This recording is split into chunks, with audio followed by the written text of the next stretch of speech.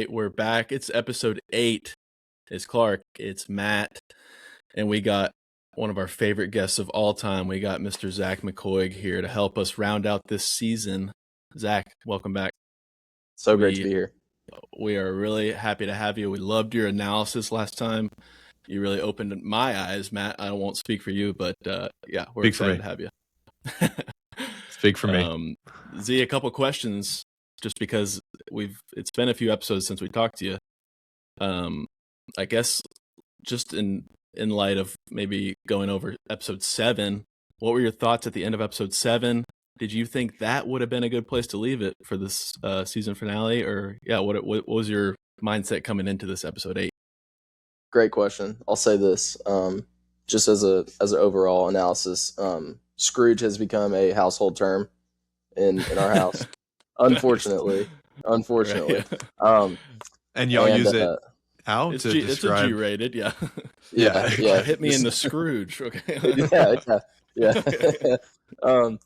And second, I mean, I think without giving too much away, episode 7 in my mind seems like a very natural stopping place. I think to tease season 2, right? Mm-hmm. To expect season 2, maybe give us a little bit more, but I really liked the intensity. I really liked, because I was into it. You know, I'm like leaned in. It's getting really, really deep, and I really like that. Mm-hmm.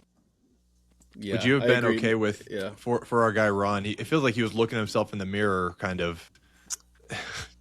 Again, undecipherable emotions from Tim Robinson here, but not fully settled. I think we can agree on that. Like, that was I think I talked about this in the last one. There's a few threads that I felt maybe weren't fully pulled, but I think the main thing was just that he was clearly not settled about ending the investigation there. I don't know.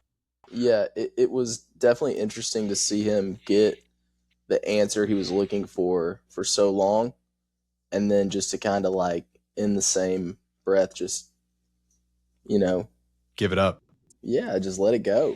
And that's I think maybe not parallel to his character at this point, because he's kind of like run it down. Mm-hmm. But maybe that's who Ron is. Maybe he gets to that point, Jeep tours, he gets his Jeep, he gets his road, and then he has it and he backs off. So maybe it's the chase that he likes. I don't know. It's good. I mean, there's definitely some. Yeah, we don't know how Jeep tours ended. Episode. There's stuff in this episode that would, I think, align with that. He, right. He's doing some self-searching, perhaps, in the form of whatever this thrill ride is. But okay, let's just jump into this one then. We open at a wedding that maybe the audience assumed is like, oh, here we are, we're at Natalie and Tara's wedding, but it's not. I think that's correct. It's some other random one, and so the daddy-daughter dance is happening, and Daddy faints because he had too many cigars, apparently.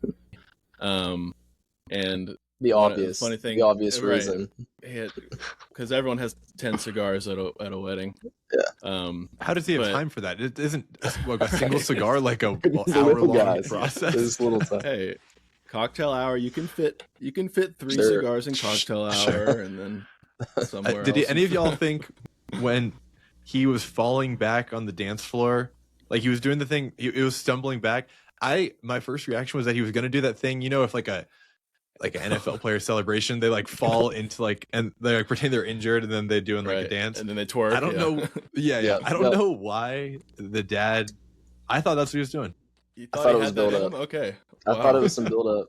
I don't know that I was expecting some hit motions, but I was expecting maybe a just kidding. Some choreo. I'm all good. Yeah. Okay. Sure. But he does. He faints. And we don't really see what actually comes of that, but we then cut to him at the bar. So he gets to the bar. He's maybe, I don't know, drowning his sorrows for the failure. And he gets cut off from buying another drink, and some other gentleman, random guy. We don't know any of these characters, by the way. At least I don't remember them. These are all new people. But some other random guy comes over and buys him a drink and is complimenting him on perhaps his speech or something that happened prior, and a poem that he read that we find out was the father's own work. So he's a talented writer. Was that Frost or? It was Frost or some other poet name that I didn't know. What a line! What a line! Good. You're gonna slide a whiskey over to a guy at a bar. That's what I'm using. Yeah. That's going to be a go-to after a wedding speech now. Like, yep. Was that Frost? Yeah. Oh, no, that was my own. Yeah, wow, that's so complimentary. It really is. Yeah. But this guy, I don't know. For me, I could immediately tell he was bad. Something about his face, I was like, this guy's a villain. I don't know what it was. For some reason, he reminded me of, like, Papa from Stranger Things. I don't know. What kind of vibes did either of you get? Any villain vibes from this guy, or what was your initial thoughts on him? Yeah, it was a little more like slime ball maybe than villain. Okay, right. Like, you just got cut off. Similar... Here's another one. Yeah. It was a little. It was. Yeah, maybe now I'm rethinking my Frost thing if it's giving villain, but I won't use it. But yeah, it was almost like Randall in Monsters Inc. or something, where it's like, I don't think you're bad yet. Like early Randall, but he's like kind of a slime ball. Maybe he could be bad. I don't know. That might just be a terrible analogy, but that was what I thought of. No, it's funny you mentioned that. Yeah, because Clark, I had the same thought. Like for some reason, my mind jumped to like that. Yeah, he kind of looked like that mad scientist look to him, and maybe that's why you went there. But yeah, I thought the same thing. Like this guy, like he deals in some shady business. He's bad. Yeah, I just like he's bad. Immediately, I'm like, this guy's bad. But so yeah, apparently he is in the music industry, and he encourages our poet here to, I guess, write some songs. And he's like, all right, if you're ever in LA, hit me up. I have some connections to the music industry.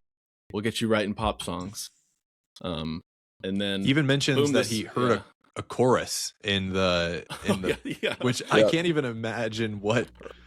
It's hard to imagine what that could have been in real. If he was giving a speech, I couldn't think of it.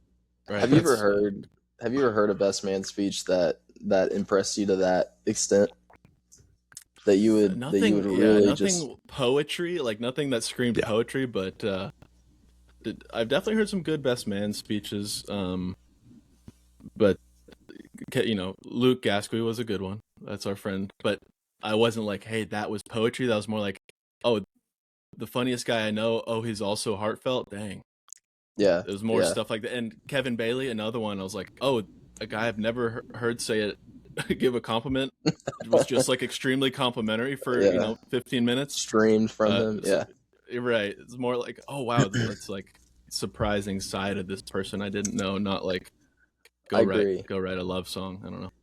And I feel like it's also always kind of like, I feel like maybe not with a father to daughter speech, but best man, I guess, is what I have to compare it to. And it's always like banter. And I think even with like the maid of honor, matron of honor, it's always like, it's funny. It's meant to be funny. It's lighthearted, to enjoy it. Yeah. So it's a strange thought. Like his speech was so good. I don't know.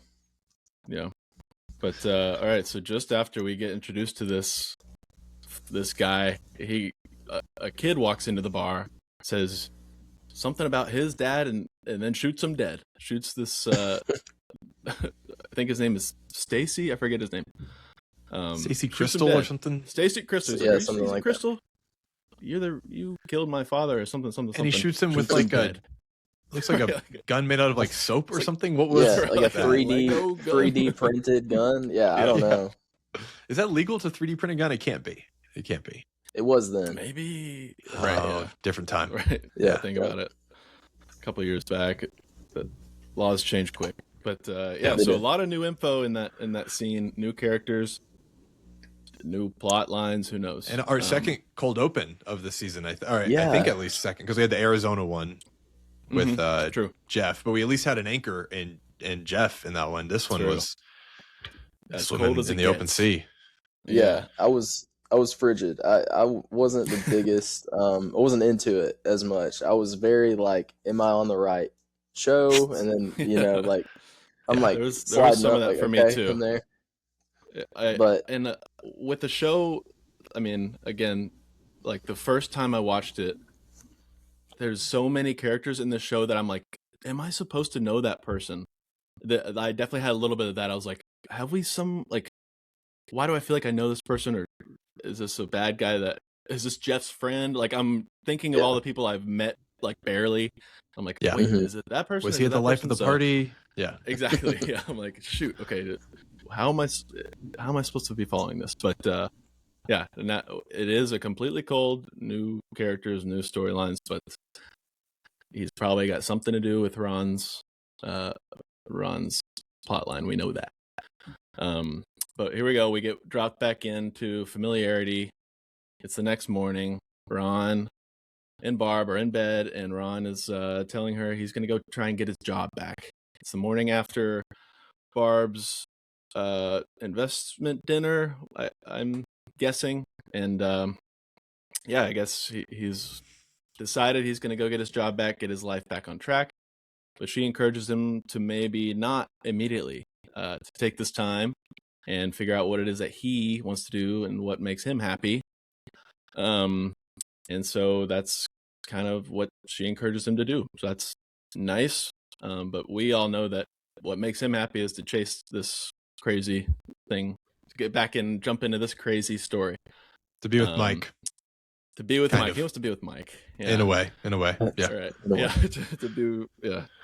To do. Sometimes he wants to be with him. Sometimes he doesn't. And then we cut over to Fisher Row Bay, and they're watching the RC video, which contains some evidence of the incident.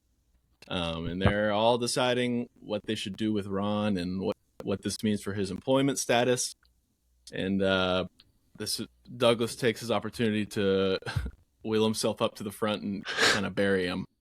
And he suggests maybe we don't. Yeah, right. Maybe we don't fire him. But all I'm saying is he should get knocked down 3 or 4, maybe 5 rungs.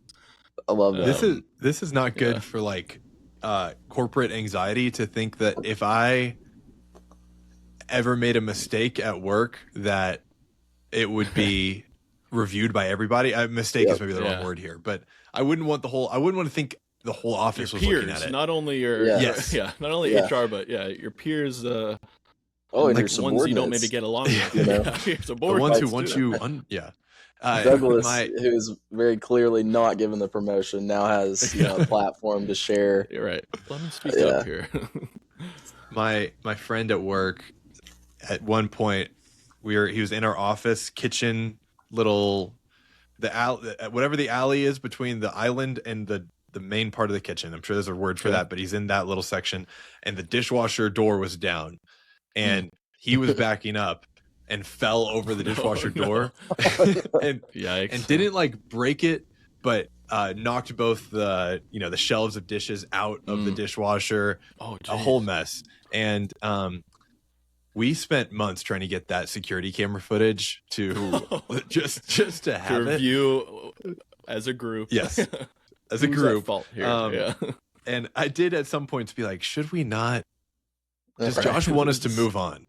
Does he not want to relive that? Is this opening the floodgates for other opportunities? Right. Let's see. What's Matt watching at work? Yeah. That's the chair company. Is watching that during work hours? No. But so the scene ends with Jeff kind of staring at the video, and I wasn't sure what to make of that at first. I don't know. Zach, what did you think of the scene? Jeff is just staring at the video, obviously not really listening to anything else. He's just staring at Ron about to push him, I think was the shot that it was paused on. What do you make of that? I think primarily like embarrassment. I think he has this complex about him that we learned about around the bonfire, that like he needs people to think like he has it together. Which maybe is contrary to something we see later in this episode that was a little confusing for me, but we see that he, like, in my opinion, he's really bothered by it. He's really frustrated that like they think that Ron is stronger than him or bigger than him or got it over on him. That was the conversation happening in the background. I think was oh yeah, could Ron beat up Jeff, or however they were bantering about it, but couldn't beat up Brian. Yeah. Brian could take him. Yeah, right. He's gym strong.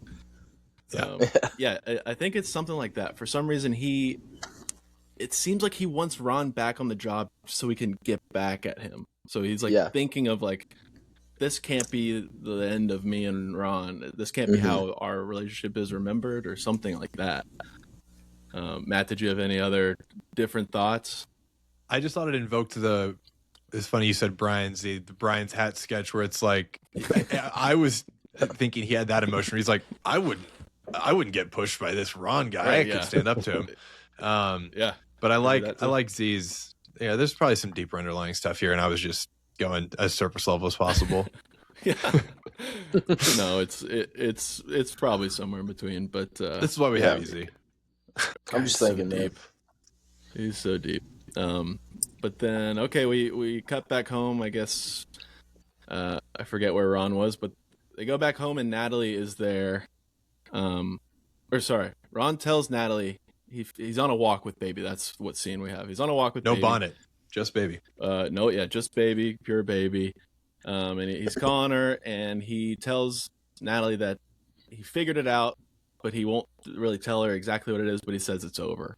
And that's kind of how he keeps treating this, is he's very vague about it.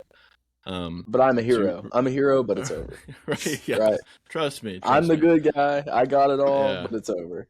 Yeah. Yeah. But she seems to really want to know, but he doesn't really give her that satisfaction. Once they hang up the call, Tara overhears that he let it slip about the Wendy's carvers, and she is pissed about that. And then they cut back over to Ron's house, and Ron is confronting Seth about throwing away the hat. And Seth kind of breaks down and says that he wants to quit basketball and do something else, which that something else is stop motion animation. Which have you guys ever watched? Oh, it's Parks and Rec, right? Oh, okay. Well, yeah, of course, yeah. Stop motion animation, the claymation. It's more than just Christmas. Yeah. Right. It's more than Christmas, man. But yes, yeah. So Parks and Rec that reminded me of Parks and Rec, where what's his name? Ben. I don't know. What Ben in Parks and Rec. I think it's Ben. Yeah, but he kind of has he gets fired, or he quits, and he has a bit of a life crisis where he gets into stop motion animation. Yeah. So that was kind of funny. Where the stop motion animators have a weird relationship with the TV industry, I guess. Yeah, right. And it's always to do with someone's crisis. Yeah. But yeah, so it's never someone at their peak. Into that. Right. Yeah. But that's when art is at its best. When people are. Yeah. I just love that line. Like, Santa just can't do stop motion. Santa just can't do it. Yeah, it just doesn't work for him. That's the common plot line in all of those. Is for some reason Santa couldn't do it. Yeah. Seth. So yeah, I guess he must have been good at basketball, because he was somehow on track to get a scholarship. But that's done now, and he wants to go to RISD, which I don't actually know. I'm just gonna guess it's something School of Design, Rhode Island School of Design.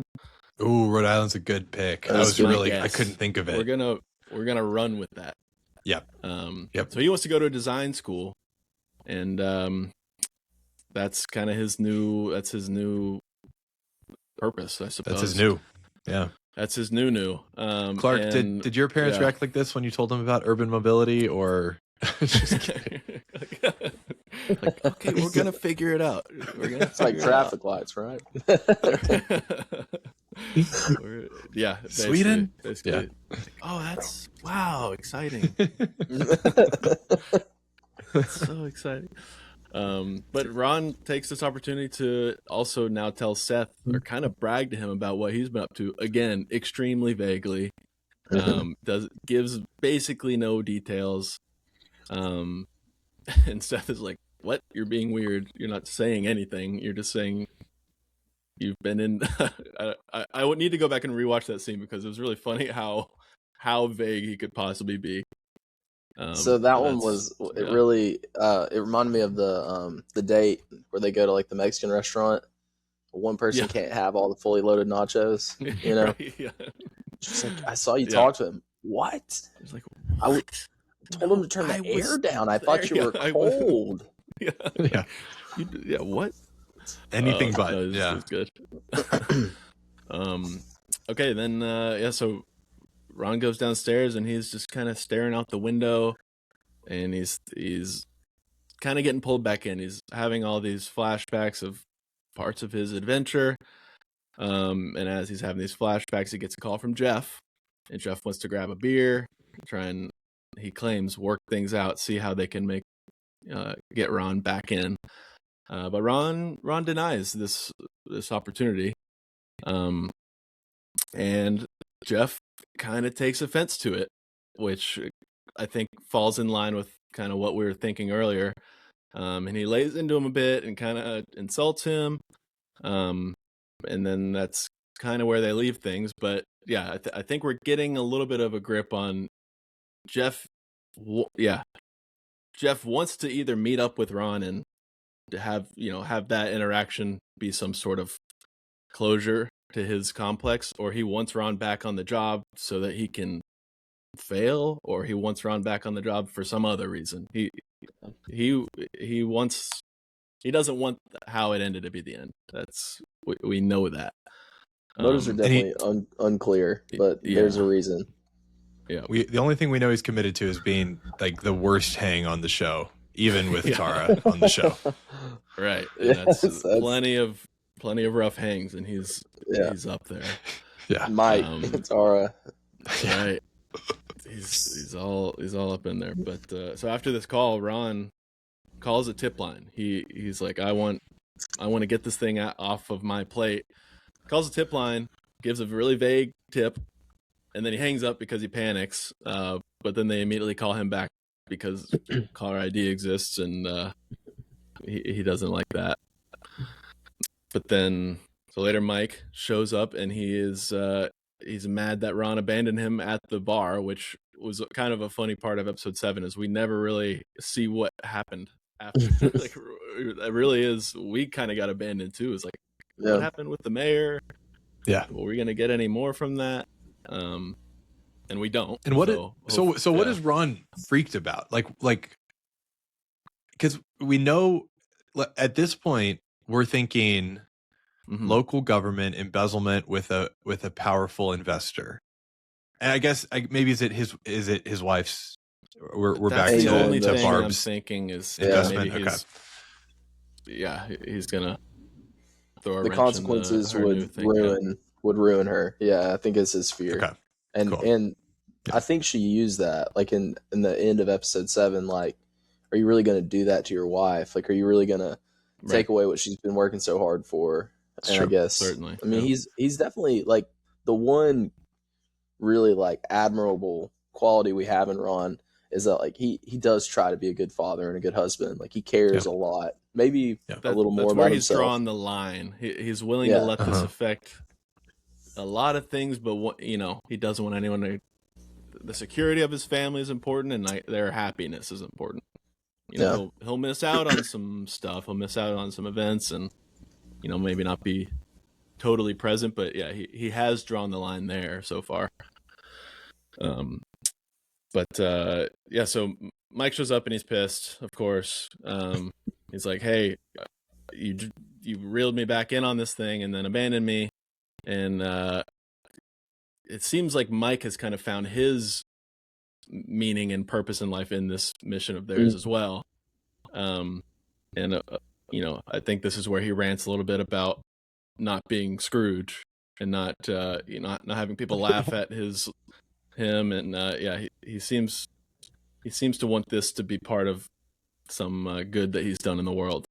But Ron kind of sends him off, and but Ron does try and go to I think it's Mike's house, or maybe it's Lynette's house. I didn't recognize the house, but he's trying to go and talk to Mike's family and kind of boost his legacy and talk about how much he's helped on this admirable thing that they're doing. But again, I think it was the house that when Ron wakes up after, might have been the night with the cocaine and the guy in the he's One of got the to kiss crazy the nights, lady. yeah. He wakes Yes. up and Mike Yep. is talking to a lady, and then he's That's just exactly like, right. what the Yep. So he goes back to that house, Lynette's house, I think. I think so, and we learn soon who the group really is. But but he's trying to boost his legacy a little bit, but he gets sent off. She doesn't really want to talk about Mike. He gets sent off. So Ron goes back home, and this is when Natalie is there, and she's upset.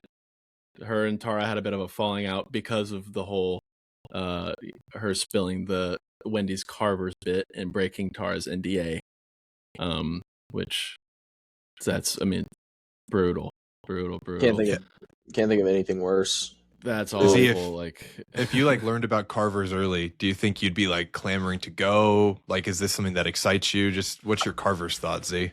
I recently saw some Instagram rankings of fast food restaurants. I won't say from who or where. Sounds like good content. Yeah, good content though. Good content. I will say this: honey butter biscuits are the saving grace of that establishment for me. Okay. And maybe some bad experiences for me. I do think that Wendy's has some really good spicy nuggets and some really good honey butter breakfast biscuits. No mention of a 4 for $4, 5 for $5 biggie bag or ham, notably lacking ham. Yeah. Right. I'll say this too. I do live in Williamsburg or Corbin, Kentucky. Williamsburg is where I went to college, and that's when I was doing 4 for $4s, biggie bags, all that. And the quality of meal maybe isn't up to the standard of most Wendy's. It was like a gas station. Okay. Adjacent type of establishment. But it's okay. It's not my biggest. I'm probably not going for their ham, to be honest. Yeah. If they opened up a gourmet place, you're not like, oh, I'm so impressed by their lower tier stuff. Yeah. But maybe, if it's if it's centered on breakfast, I'll be there. If we can get a honey biscuit. Yeah. Okay. Good to know. But so that causes a bit of a tiff. Is that a word? I don't know. It causes them to fight. Yeah. Natalie's going to be staying at their place apparently. While all this is going on, Baby gets into some chocolate, which we all know that's number one thing dogs can't eat, right? Is there anything worse for a dog to eat? Grapes. So, I think grapes. That's the only other one I know. I think grapes is I think chocolate's he ate a King Kong of chocolate, so Baby might be. Right. But I think grapes are the dog, you have to call the vet immediately. I think chocolate is just they're going to puke some. But don't take that. That is not veterinarian advice or anything. Yeah. Write it down. Right. So my sister's dog was actually staying at my parents' house here a couple days ago. And my dad made a spice cake. She is a listener. She's a listener. She might not know the extent of this, so she's gonna find out on this pod. But so my dad made a spice cake the night before, and then the night after we might have had a third of the spice cake. And then the night after, we all went to out to dinner for my dad's birthday, and we're gonna come back and eat some spice cake. And we got back, and her dog Willow had gotten into that spice cake. Really, she probably also ate a third of it, maybe a half of it, and she was sick as can be. She would not eat for 2 days. She finally got rid of all that spice cake, in multiple ways. But dogs just get into stuff, man. Dogs get into sweet stuff. Yeah, grapes is a scary one. It's just such a random. Right. Yeah. You should have told your sister the only solution is to sweat out the chocolate or sweat out the spice cake. So, that's the man. I might sweat have learned being something here. Dogs do. Dogs obviously sweat a lot. Ron takes Baby to go sweat it out, which maybe that is. I'll have to do some research, but maybe that is the perfect cure. But so while they're out, the idea. I'll be quick on this, but a podcast I listen to is Smart List. I love Smart List. It's Bateman, Will Arnett, awesome, Sean Hayes, and they always explain things. I think it's Sean's sister. She's a listener, and so whenever they talk about something that people, Tracy, or they talk about something people don't understand, they're like, explain it for Tracy. So we'll have to add that in here for your sister. We'll explain it for you. But, for just sure. a side. That's a good fun running bit. It's all right for Tracy. This is what you do when you blah blah blah. So baby is sweating it out, but she runs away, and so Ron is running after her, but then he gets a call. He always gets these unknown calls right at the perfect time, right? And so he gets this call from the unknown number, and he's looking at his phone, and he falls and hits his head again. I mean, he's got to have like, is he have permanent brain damage at this point? Like, he's getting toward that. I think from the next scene, he's got to, right? Like, it seems like this is like Jameer Gibbs level usage is bad, right? I mean, I have some questions about this next scene, so maybe it is related. But so he comes to, he's wandering around looking for baby, and he stumbles upon this house, and the gentleman at the house, or he sees baby in the house. The gentleman at the house is claiming that baby was his dog, and it was stolen from him. And her name's actually Minnie Mouse. And so Ron's like, it seems like Ron agrees to give baby back just like that. So congrats, I guess, for baby / Minnie Mouse to get, finding her way back home. But this guy wants to show Ron something in his back shed, and he takes him back there, and he's invented a new shape. Awesome. Yep. Incredible. And right when Ron is kind of raving about the new shape, this guy attacks him, or kind of morphs into some sort of villain creature, vampire thing. Vampire with eye makeup, and then boom, Ron kind of comes to again. So I guess my question to anyone is, do we think that happened? I'm not actually sure. Jury's out. Yeah, jury's out. Jury is out. I mean, the only thing I learned from that scene is that you cannot go in someone's shed, no matter the context. Like, even if you asked me to come, if I visited your family in Oregon and you were like, come out to this shed, I don't know if I would do it. I just shouldn't. You shouldn't. And I don't blame you one bit. That's just, don't follow someone to their shed. It's just definitely don't follow some strange man to their Yes. Yeah. I mean, we like 30 seconds of interaction to, let me show you my shed. Yeah. Ron, I mean, Ron's not in his tip-top shape here, thinking shape, so I'll give him that benefit of the doubt. Is he just learned that baby's not, he's losing baby. Yeah. He's kind of he's in a dark place. He's in a dark place, but so he comes to again, and he's in the living room. He's laying on his back. He's probably thinking I'm hallucinating, or maybe I don't know what he's thinking, but what he wants is he wants credit for getting baby back to the proper home. So he's like, hey, will you post on the internet that I saved baby? And this guy agrees. He posts him on, I forget what, I think it was Facebook. And so Ron gets the credit. As he's leaving the house, he gets another call from the unknown number. He answers, and he's kind of thinking like, hey, I thought we're done with this, right? I already figured out about Alice, blah, blah, blah. And this is kind of where Ron learns what we had already suspected, is that there's more to this. Like, this isn't, a cut and dry case, because the voice is like, who's Alice? So this person who's been terrorizing, this person or, group of people, we don't really know, who's been terrorizing Ron in all these various ways, doesn't know who Alice is, or they're at least acting like they don't. So that's kind of a revelation. Go ahead. So my question at this point, what, because I'm reeling, like I'm hearing that, I'm like, like, what?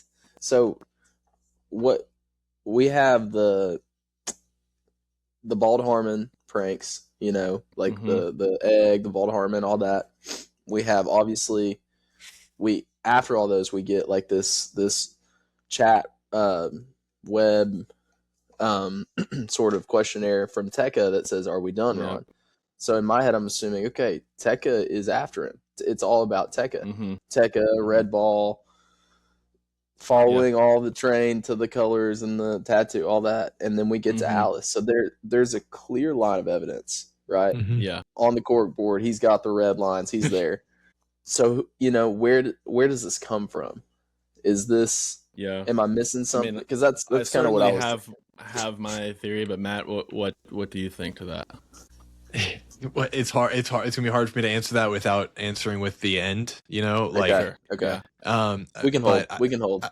I will say, the unknown caller, all of the interactions with Tekka, except for really the "Are we done?" Ron on the forum, all those interactions are really Ron doing something and seeing or reacting to something, and then there's the unknown caller, which we have. There is no connection yet. Those are just threatening mess. The only person going to Ron is the caller, and the rest are Ron pushing and basically just finding weird realities about Tekka and then the chairs. So as an audience member, I have tied the two together. And it seems Ron has as well, again, reasonably so, but maybe not, maybe shouldn't have. Yeah. The only thing it ever mentions is, are we done? It doesn't mention anything about Ron and his looking, going into this whole Tekka web of stuff. It only mentions about, are we done? The chair, the chair wasn't an accident, blah, blah, blah.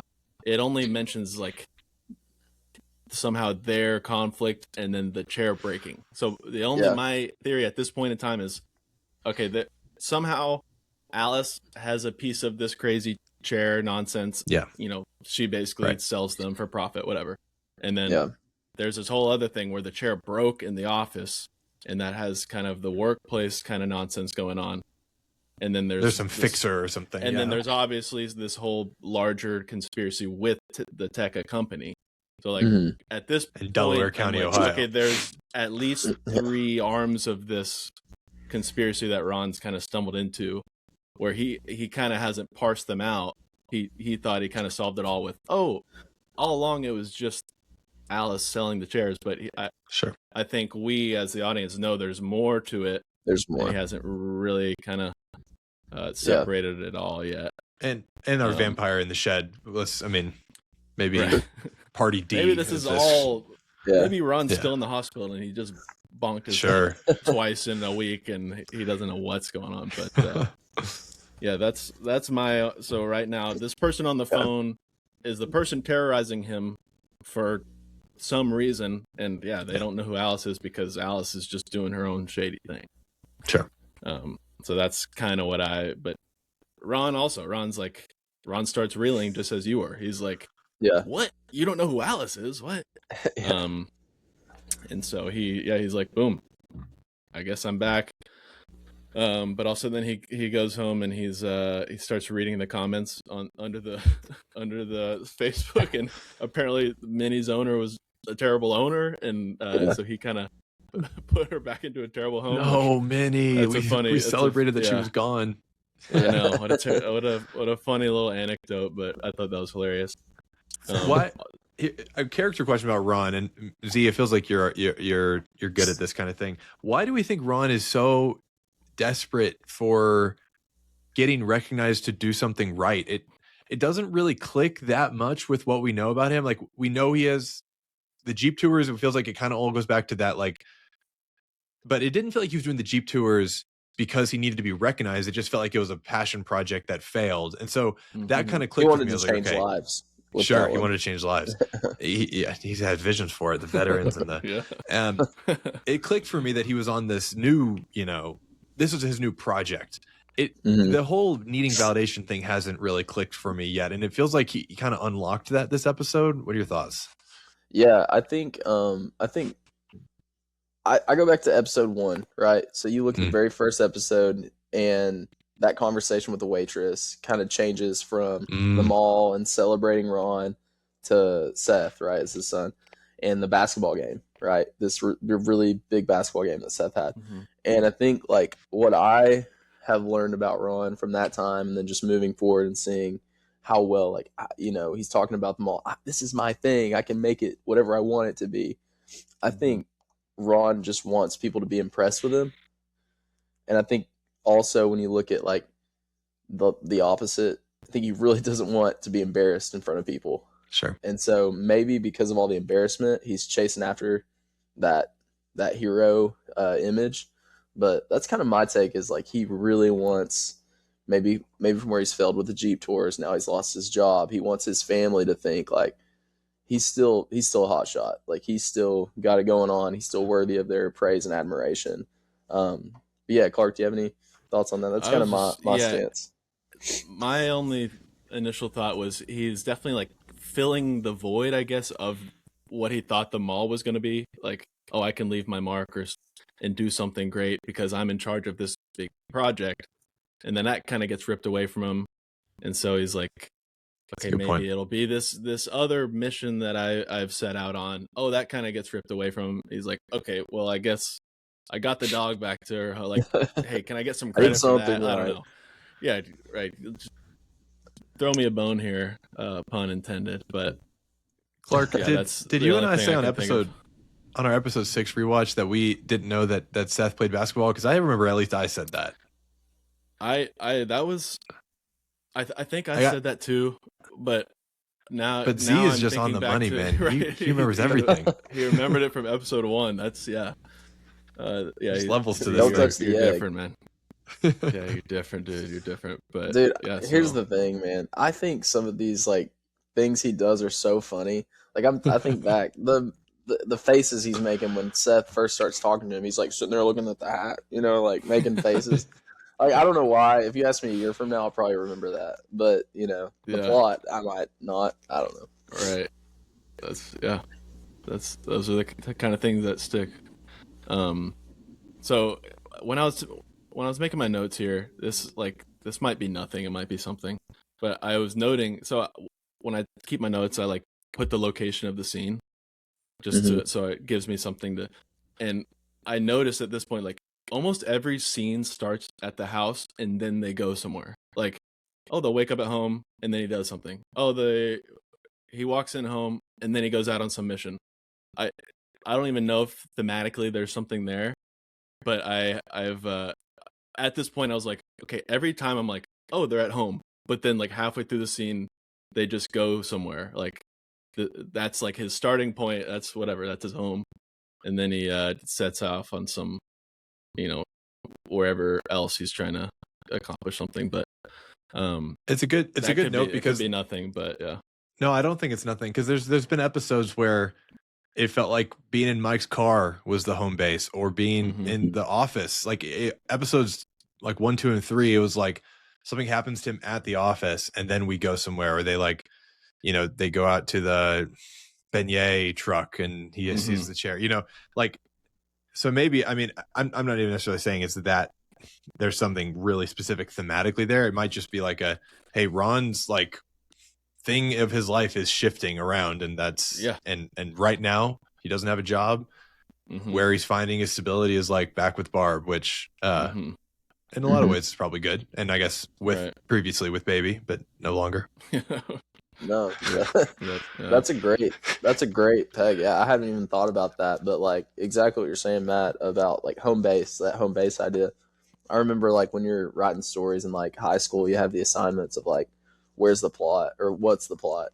Kind of that first question is where, and where do you go from there? Sure. And so I think you're nailing it. Like, where is it? Where's the story happening, and where do you go from there? So the story's happening at home right now for Ron, and how's he gonna move out of that? So yeah, that's a really good. Right. I hadn't even thought about that, but definitely for a show. I mean, we talked about this last episode. This show does move a lot. Like it's not like I don't know, The Office, where there's really just one location. Like this, there are a lot of locations in the show.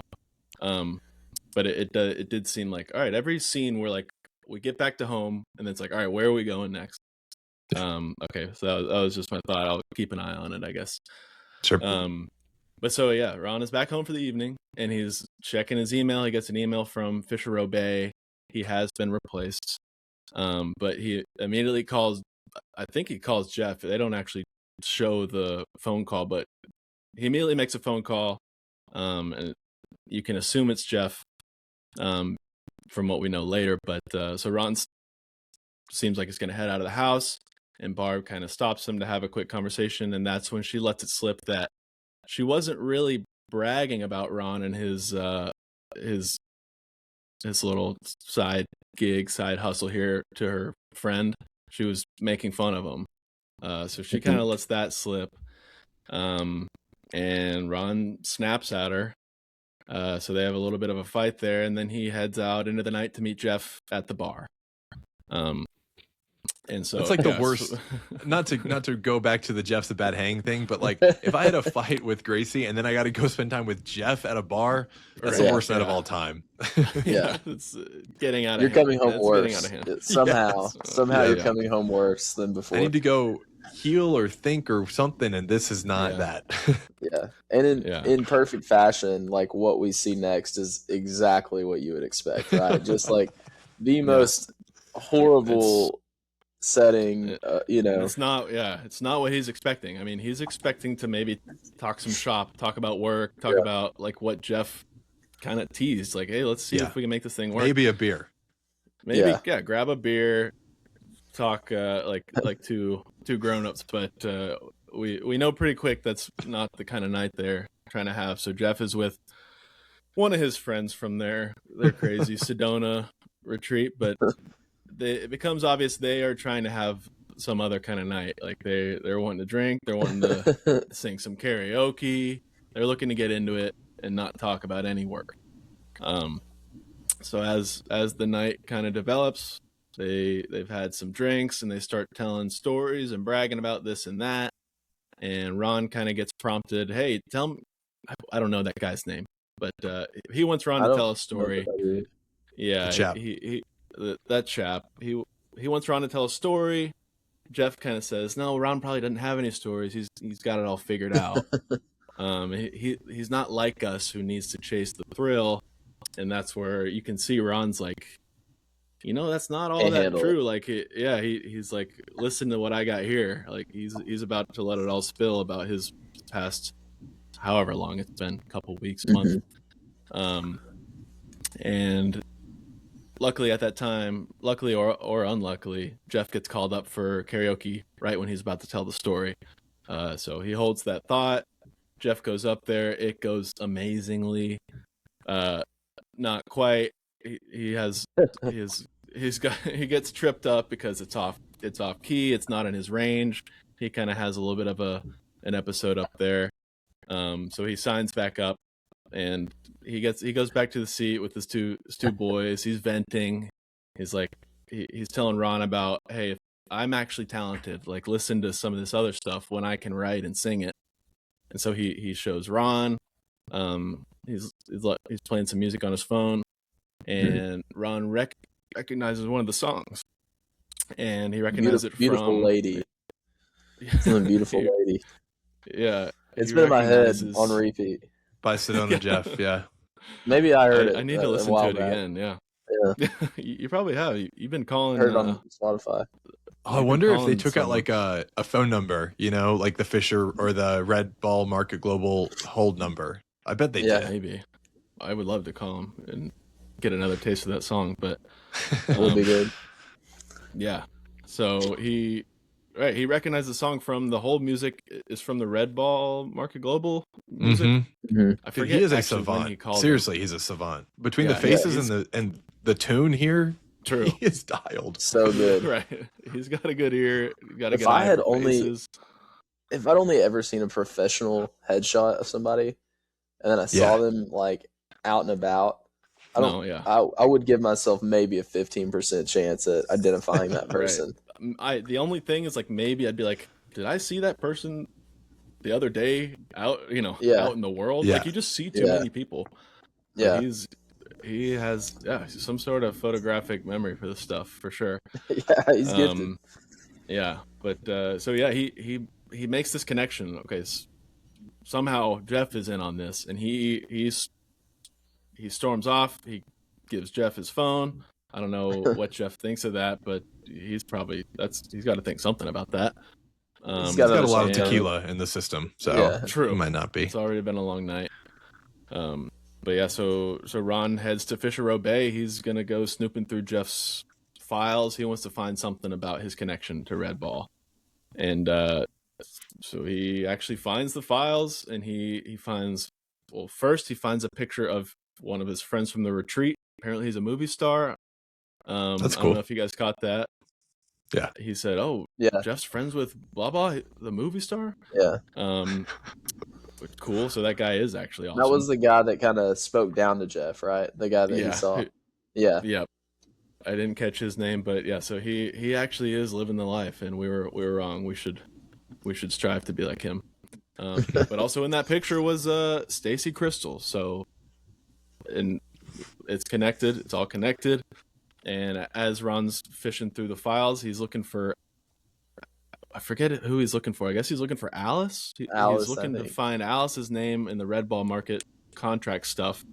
But all he can find is Stacy Crystals. And so he knows there's more people in on it now. He gives Mike a call and says, "Hey, we're not done." Mm-hmm. And we know, we already knew that, but now he's invited Mike back in on it. So Ron heads back home, and Lynette did y'all catch? Is waiting there. Yeah, go ahead. Did y'all catch when he was reading the files and he just like spits to the side? And he just spits on like a carpeted floor, and it's like he doesn't even get full propulsion. Like it like it just falls. It's one of those ones you got to like check your genes and like, oh, did I? Right, it's on him. It's on him somewhere. That was how many takes of that you think they did? Like, you think that was a one take, and they're like, "Hey, you spit a lot there," and I actually loved how that looked. Yeah. Or I've never been in that heat of the moment and thought like, what I need right now is to spit. You know what I mean? Right. Like, tobacco. Oh gosh, I gotta spit. Yeah, it was impressive. I mean, that was built up in there for sure. Like, he's just salivating at the information he's finding. He's got to get it out. It could be that. But yeah, he heads back home, and Lynette, I think that's Lynette there, waiting for Ron. Mm-hmm. I think so. And she spills a lot of tea here. So Mike is actually not part of their family. So Mike really only has her father's heart. And so that's why Mike walked her down the aisle, is so that her dad could kind of be there in some sense. And after that, she says that Mike got really obsessed with Lynette's mom and trying to be part of their life, which kind of sounds right on for what we know about Mike, is he's very obsessive and wants to be part of a family. And then Mike, he struck out on Lynette's mom, so he went after Lynette. They had to get a restraining order. Basically, she tells him, don't get involved with Mike. Don't let him near your family. He's a scary guy. And so immediately Ron's thinking about all the times he's let Mike near their family, and how many times he's called him his family. Yeah. So that's definitely a new plot line. Is all right. So Mike we know he's not the best guy, but apparently he's a scary guy as well. So I've been Team Mike. Like, I've been on the Mike train. I thought, like, oh man, he's turning things around. Also, he does some shady stuff, but he like works security at a local business. Like, right. Sure. I'm not just assuming the worst in Mike. I'm just thinking like he's got it it hard, so he's making ends meet, and now he wants to do something good. Like he's turned over a new leaf, and this was a little bit surprising for me. Not that I didn't expect it, but. Kind of along those same lines, but Matt, I'll give you credit. You've been on shady Mike patrol this whole time, so I'll let you. I'll let you maybe it was just the comedy podcast that turned me off, and I think I at least recounted this whole thing to Clark. I won't do the whole thing, but my experience with the comedy podcast and my drive to San Francisco and the vampire. I'll listen. Come on, bro. My king. So in my head, it's just negative. And so I'll say this. I wasn't expecting him to have a restraining order out against him, but I wasn't on, Mike would be the sixth member of the Avengers. Family, right? Like, I thought that was definitely his family. Yeah. Yep. And if not, like, if it's his pseudo family, I definitely didn't expect him to, have that. Be a burned that heart bridge. recipient. Heart recipient. Did he get hired, or did he know the dad was best friends? I missed that detail, or maybe they didn't. I definitely didn't catch it. I don't know if they really Just explained it. Friendly guy for hire to walk down the aisle. That's he had his heart. He had her heart. dad's heart. So yeah, sure. That's okay. why. Okay. So got it. That's it. She wanted. we want a piece of him there. Yeah, that's it. Which but I brings don't know me to really, why he was chosen to get the heart. I don't know about you guys, but I'm actually the recipient of a bone implant. So I'm still waiting on my call. It hasn't happened yet, but I'm hoping, fingers crossed, that one day I'll get that same call. So we'll have a new family. Oh, he has his. He has Lynette's dad's, who's not alive. I'm so stupid. I took it metaphorically. I was like, okay, no. So he has his heart, but what did he do to No, he was a heart recipient. Yeah. No, that was silly of me. It's glad I was there for that realization. We can watch this back. There's a transplant that has happened. Okay. Yes, yeah, it occurred. So, right after this realization, or right after this revelation, more so. So he gets another call from the unknown caller number, and they say that you didn't fall out of the chair by accident. So that's kind of when those pieces start coming together. Finally, we're gonna figure everything out. Right? Yeah. Okay. This person had something to do with that. We're about to meet a mastermind. We're about to meet whoever's behind this stuff. So they agree to meet up, and Ron goes to the gym of what we find out is his high school. And not only his high school, but it's also Amanda's high school. And all of this was put into motion way back when they were in high school. And the person he meets there is the masked crazy person from the security footage. So that is a bit of the plot that I certainly forgot about, I think. You know, a piece that was like, oh, that was a quick little, could have been unrelated, could have been a red herring, who knows? But no, that is actually who is behind these phone calls. Sure. And we were wrong about potentially who played that character. We sure were. Very wrong. Not Connor O'Malley. Not Connor O'Malley. So this person reveals themselves. It's a jump scare. I'll say it. You do not expect their face to be shaped and look the way it is. Who did you think of when you saw it? Because there's like a you don't have to say, because that might I don't know. Maybe they're not a listener. It didn't. Oh, you're saying a real person that you know. No, it for didn't. me, it was I think it's Big Mama. Like the way the face was like, you know who I'm talking? Big Mama. I don't know who that is. Big Mama's house. Big Mama's house. Okay. Yeah, it does look a little bit like that. Like the Spy Kids kind of look. Oh, where it's like, yeah. Okay. It looks like silly putty almost. Yeah. This person's definitely had some work done, mainly in the lips region. Yeah. So this person has been behind it, and they are Amanda is this person's girlfriend, is what we get revealed. So Amanda's been holding a grudge, and we also learn that Amanda can move things with her mind, and she's the one who broke the chair. And boom, the end of the episode absolutely drops off a cliff. That's it. That's the season. That's what we're left with. I can't say that's a satisfying ending, but what I like about it is that they officially open up this case that they kind of half shut. They're like they kind of feed it to us that this case is officially back open. I don't know if you guys have any other notes, but what were your immediate thoughts about boom? That's the end of the season. Matt, you got anything? Yeah, I think the thing. Well, it took me a little bit to kind of like come to a satisfying conclusion for myself, because I do think it's like unsatisfying. But where I kind of came to, and I won't take credit for thinking of this by myself. Like, I was looking at stuff online trying to be like, did I miss something?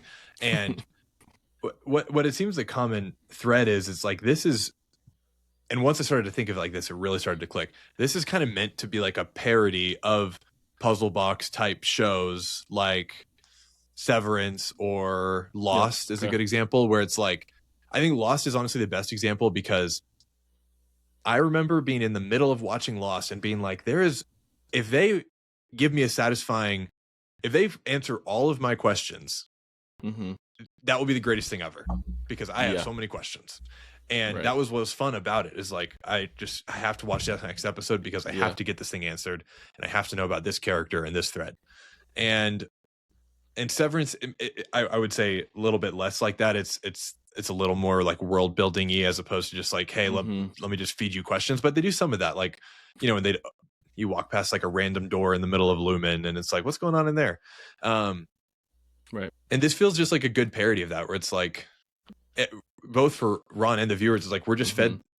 Like, I think we even talked about this before, Clark. It's not like we're fed a bunch of them and then we got to cross them off. It's like we're fed just like one at a time, and he sprints after it and like forgets everything that happened before even. I mean, we get callbacks, you know, eventually with people and the music and stuff, but it's just like one thing at a time.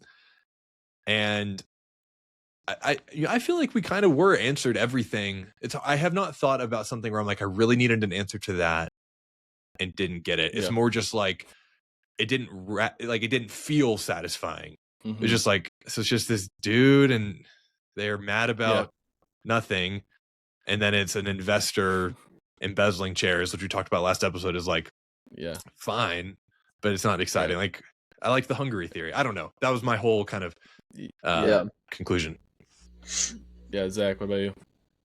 Yeah, I agree with just like the satisfaction element. It's like you finish it, and instead of like, yes, you know, it's like, why or what or where is the connection to, because from the start you think the chairs are Tekka is the problem. Well, now you've learned that the chairs were Amanda, and Amanda elaborately put this ruse out so that she could show Ron up her skirt. Like, was that her angle? Is that what her boyfriend thinks she did on purpose so that he would look at her? Which clearly she's interested in the elevator. Like, she's ready to make some mistakes and hoping that Ron's in. But like, for me, it was A to B, you know. It's like, okay, we have something here. We have Alice, we have the investor, and we understand that she has some government conspiracy going on, which was an element of what Ron was looking at. Okay, we also have the chair, like the incident. Okay, now we know the incident. The chair company, we understand a little more about the chair company. For me, and what you said, I'm like, in real time, I was kind of doing the same thing that you said you were doing. You're talking about like how it's kind of this parody of a mystery show. It's like, okay, that does make sense. You know, maybe he's trying to make us, the whole point of Tim Robinson's humor is to make you a little uncomfortable, right? Yeah. So like, we're supposed to have watched him do it, not necessarily know the mystery exactly, or like even feel the mystery mattered. It's just like, we just got to watch Ron live. I don't know. So complete shouldn't be the feeling at the end of this. Maybe it shouldn't feel so full circle. It should still feel a little bit disheveled. But I mean, I'm maybe not super satisfied, but I really liked the episode and the answers it gave. Yeah, I've come around to the idea of it being a parody, and he might not ever solve it. There might not ever be anything to solve. Like, he could just keep uncovering random thing. Like, maybe the bug stuff is a whole other thing, and then Mike is this whole other, like, I'm thinking that's kind of where this is going to go. Is just he keeps finding all these people who get looped in, or just some other little thing he kind of chases after, which I'd be totally fine with, because I had a good time.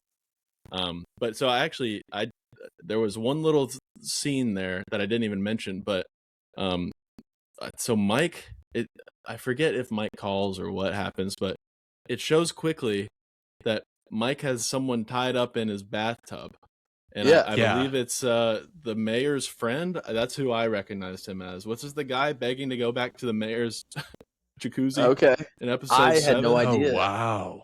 I was going to ask who it was. About that. that's funny. Yeah, so that I certainly missed because it is quick. Like it's a second at most.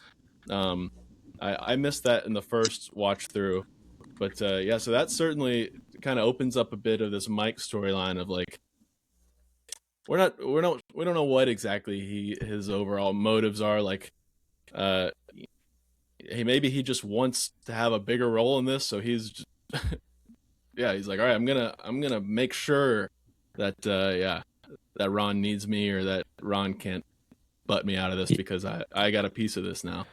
Yeah, maybe he's like he's like the bad side of Ron, where it's like both of them have this like weird need to have a project and also feel, you know, whatever. Yeah, at home doing something. He, I mean, earlier in the season, he stole the chair that, you know, Ron was trying to find a way to get a chair, and Mike he's like, hey, I got your chair. And so, like, no, I think that's a really good point. It's like he just kind of he's the devil on Ron's shoulder who just does the things that he's Ron if he didn't have a family to check his, you know, impulses and keep him, you know, fenced in. And he's also Ron that listens to a bad podcast. So you know how like in Breaking Bad, people love the show so much and they love Saul that, you know, eventually they spin off with Better Call Saul. In a perfect world, we get, you know, a few more seasons of Chair Company, and at the end of it, in the finale, we spin off into Mike Santorini's, you know, whatever he's got going on. Jan's Cafe conspiracies, and just good content for Mike. I just want to see the means that he goes through to because you know, everything he does, it's just done, and that's, you know, a trick for the production team there. Like, but that would just be so funny to me to see Mike like shoving this guy in his trunk, or I don't know. I would eat that up. Eating the nachos behind the bush, waiting for Ron to come out of work. I mean, he gets up to some. He's lived 1,000 lives. I would watch that. Okay, I wrote down some of the storylines that I am excited to continue to develop, and you guys can let me know what I missed. So, I mean, the first one was Mike and his role in all of this, because I'm thinking he has a larger role. Second, we got Jeff and Red Ball. They're obviously connected in some way. We kind of got a taste of it, but you know, looking to find out more. Where are these bugs from? What do they have to do with this thing? Why do we keep coming back to the bugs? We didn't really get any of that in episode 8, but I can't imagine that storyline just goes away. We got Alice and the chairs and Tekka. Well, you know, I don't know if she actually has anything to do with Tekka, or is maybe all her business is done. Maybe she was all kind of like a season 1 storyline, and maybe not. But she and Barb are obviously tied, so we'll probably hear more from her. I think on that front, exactly what you're saying. Like, I think the way she stays intertwined is as the investor. And so maybe that's a leash she has on Ron. Yeah. Or maybe, you know, and I'm excited to see where that line is that he can't cross, because it seems like he's crossed it already, right? Yeah. But we haven't heard from definitely told, I mean, right. He's at least leaked a little bit of it to, you know, that's probably going to come back. He already gave the tip. As vague as it was, something is out there. And then I guess, like, more generally is Ron and his family dynamics, and he's going to keep exploring where his loyalty lies. How is he going to keep chasing this need for thrill, or need to impress people, or whatever is his ulterior purpose, other than, you know, being a good dad. We're going to keep trying to find that out. But on the family note, do y'all think Natalie is going to let it go? It feels like she was kind of bought in. I was going to ask that. It's clearly a smart, you know, precocious young woman. So certainly there's a world where she, you know, season 2, episode 1, she's just like, hey, Dad, you got to tell me. Like, I snuck a ham into the city council's office for you. I broke Tara's NDA for this. Yeah. Our wedding's off. Yeah. That's thank the Lord. That's a good one. No. Right. Did I miss any others? I just think like kind of seeing how that relationship plays out with Tara and Natalie. I don't know. Maybe it's just a vibe. Like Tara, maybe behind Jeff. I might even put her right there. That's fair. At an even level as 1A, far as 1B. Bad hangs go. But she's brutal. Shoo.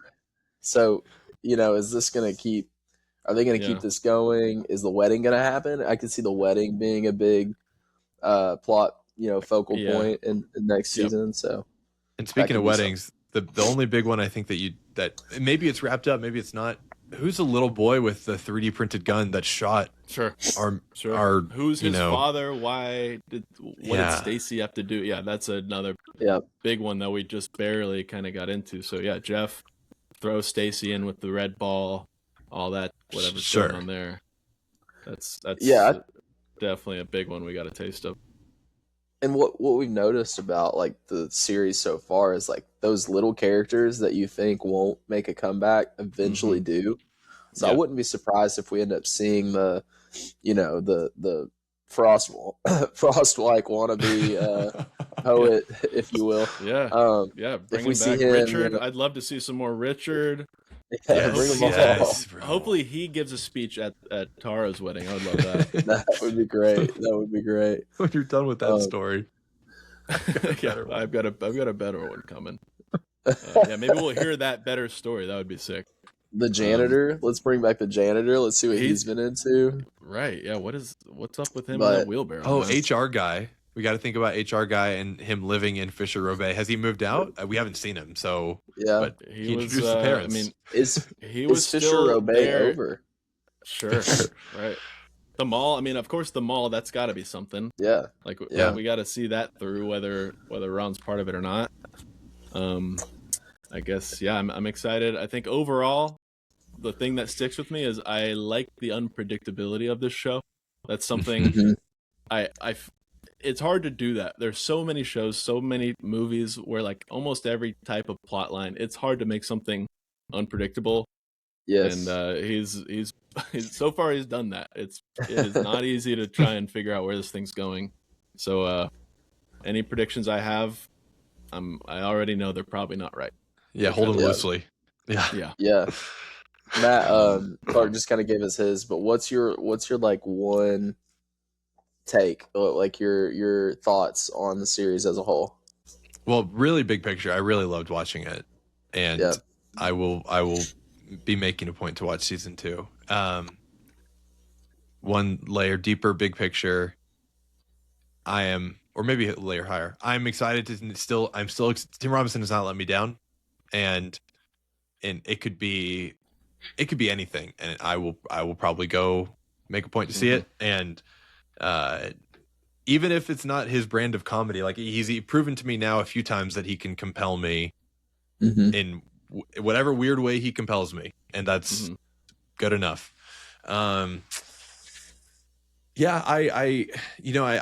think like I said, I kind of needed to come to that parody conclusion to really feel like a good wrap up. I'm glad we're getting to season 2, of course, because Clark just outlined all the things that I would like to know more about.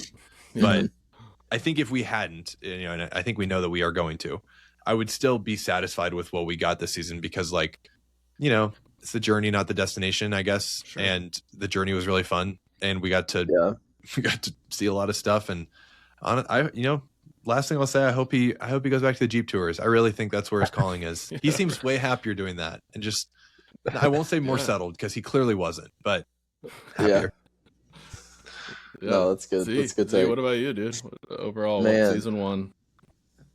Yeah, I think maybe one of the most unique shows I've ever watched, as far as just the combination of like very blunt and intricate humor, but also just like the unpredictability, like you said, is just kind of so difficult. It's such a difficult show to follow. Like if you skipped an episode, like it's not one of those shows, if it was running on television, that you could take a break from and come back to. That's a great point. Like you have to really, dig your heels in and pay attention. But, short episodes, I think that's awesome. I would like to see more episodes in season 2. I think a lot of season 1s open up with about 8 to 10 episodes, and then they can jump into like 17, 18 maybe. Yeah, I'd love to see some. And they were jam packed, dude. I think they could use that to their advantage. Like, you could probably spread out some of that action a little bit, and people wouldn't be too mad. Like, you could add a little bit more fluff, explore some of these scenes that we had so much fun in, some of these random characters and moments. I think he can hopefully feels free to have the same amount of action in a 15 episode season. I think that would be totally fun. I feel like season 2 is your chance to get a little wild too. Like, you've done it. You've gotten the green light. So just do it. Yeah. Yep. But yeah, overall, just loved it. I mean, great watch. Well, we loved having you on as a guest host here. You did great. Thanks, Z. We'll go ahead and sign you up for at least one episode in season 2. Please.